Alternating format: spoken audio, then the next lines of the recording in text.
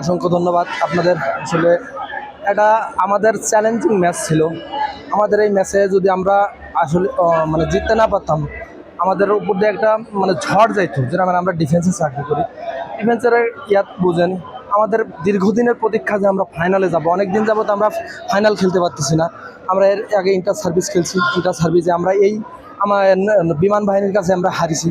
এতে আমাদের খুবই খারাপ লাগছে যে আমাদের মতো আর্মি টিম, একটা ঐতিহ্যবাহী টিম, একটা গর্বের টিম, সেই টিম ফাইনালে খেলতে পারতেছে না। এটা আমাদের খুবই খারাপ লাগছে।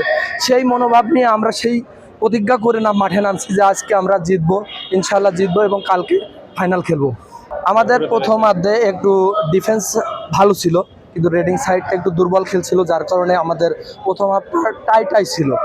আর পরের হাফে আমাদের ডিফেন্সও ভালো হয়েছে, রেডিং সাইড ভালো হয়েছে, যার কারণে আমরা ওভারকাম করে পয়েন্ট টেবিলে উপরে থেকে আমরা জিততে পারছি আর কি।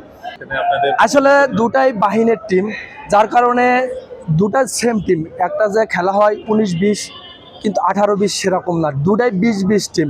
মানে এক কথায় বলতে গেলে যে দুটাই বাঘে বাঘে লড়াই হয়েছে, যার কারণে সেম খেলা। মানে 1 পয়েন্ট তারা নাই, 1 পয়েন্ট আমরা নিই। ইনশাল্লাহ ফাইনালে বিজিবির সাথে আমরা ভালো খেলবো, ভালো খেলে বিজয় ছিনিয়ে নিয়ে যাবো ইনশাল্লাহ। Thank you.